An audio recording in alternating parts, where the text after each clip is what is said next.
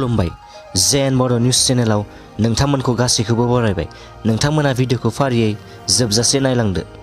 दुलाराय बर' फरायसा आफादनि खुंगा 55थि बोसोरसालिया जथुमाखौ रौतानि बड'लेण्ड फोथाराव गाजा गोमजायै खुंफुंनो बे समाव लाहार फाहार जानायखौ नुनो मोन्दों। बेनि अनगायैबो जथुमायाव सुबुंफोरनि फैनाय थांनायनि हान्थामेला खालामग्रा लामाफोरखौ साखोन सिखोनै मोजां खालामनायाव दासान्दि मुखुब जादों। मैया बे नोजोरजोंनो गोनांथिनि थाखाय रौतायाव इरिगेसननि केनेलजों साजायनाय दोंसे लामाखौ बेखेवनानै होयो बिटिआरनि लेङाइ गाहाय खुंगिरि गबिन्द बसुमतारिया। आसामनि गिबि मन्त्रि डक्टर हिमन्त बिश्व शर्माया मिरु एबसुनि जथुमायाव बाहागो लाफैगोनखौ नोजोर होनानै लेङाइ गाहाय खुंगिरि गबिन्द बसुमतारिया ओनसोलनि गासैबो सुबुंफोरखौ हेफाजाब होनो खावलायदों। खौरां बिजोंनि गेजेरजों बिथां गबिन्द बसुमतारिया बुंदों, गिबि मन्त्रि डक्टर हिमन्त बिश्व शर्मानि रौता हालामाव आगान होफैगोना जौगाथायनि इसारा। बिथाङा बुंबावदों, गिबि मन्त्रिया रौता हालामनि रायजो राजाफोरनि थाखाय माबा मोनसे जौगाथायखौ फोसावलांनो हागौ। क'क्राझारनि आरएनबि देहा फाहामसालिखौ मेडिकेल कलेजाव सरजाबनो थांखि लानायनि हेंथायै सोमावसारनाया दासिमबो सोलिगासिनो दङ। थांनाय सानखालिबो क'क्राझारनि आरएनबि देहा फाहामसालिनिफ्राय जिल्ला खुंगिरिनि मावख'सिम सरकारनि थांखिखौ हेंथा होनानै मोनसे गोख्रों सोमावसारनाय हाबाफारि लानाय जायो।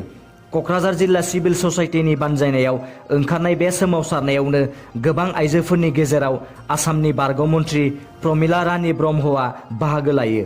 बारग' मन्त्रि प्रमिला रानी ब्रह्मआ बुंदों, क'क्राझारनि आरएनबि देहा फाहामसालिखौ लाखिफिननो थाखाय गिबि मन्त्रि आरो सरकारजों सावरायनाय जादों। मख'नो गोनांदि गोबां आइजोफोरा आखाइ आखाइ बेनारफोर लानानै हानजा सुरनायनि गेजेरजों बुंदों, गोरिब नखरफोरा गोजानाव थांनानै देहानि बायदिसिना बेमारफोरखौ फाहामथाय लाहैनो हाया। बेनिखायनो क'क्राझारनि आरएनबिखौ सिभिल देहा फाहामसालि हिसाबैनो नांथारगौ होननानै खौरां बिजोङाव आइजोफोरा फोरमायथिदों। United Liberation Front of Assam एबा उल्फा उदखारि हानजाया जानुवारि दाननि 26 खालार खालि 18 घन्टा आसाम बन्द फोसावदों। मानास हाग्रामायाव मोनसे गिख्रंथाव जाथाय। हायुङारि मानास हाग्रामानि साखाथियाव थानाय बासबारि साहा बागान सेराव हरखाबै गंसे जिपसि गारियाव सर्ट सार्किट जानानै अर खामो। खौराङाव मोननाय बायदिब्ला मिथिस्लाबै बे अर खामनाय जाथाया जायो आरो बे अर खामनायखौ गारिनि ड्राइभारा हमदांनो हानानै गारिनिफ्राय खुनु रोखोमै जिउ रैखा खालामनो हायो। मोनसे गिख्रंथाव जाब्रबथायाव सानै सुबुङा जायगायावनो जिउ गोमानाङो। फोरमायनाय बायदिब्ला थांनाय 24 खालार खालि कामरुप जिल्लानि बक'आव 17 नं माहारियारि राजा लामायाव गुबुन फारसेथिंनिफ्राय फैबाय थानाय गंसे ट्राकआ गंसे टाटा डाम्पारखौ सौग्रावो, जायनि जाहोनाव गंनै ट्राकनि ड्राइभारफोरा जिउ गोमानाङो। मिथिनाय बायदिब्ला AS01 NC 9882 नम्बरनि गंसे डाम्पारखौ AS01 JC 3904 नम्बरनि गंसे ट्राकआ सौग्रावो। बे जाथायखौ खोनानानै बक' पुलिसा जाथायसालियाव सौहैयो आरो जाथायनि सायाव नायबिजिरो।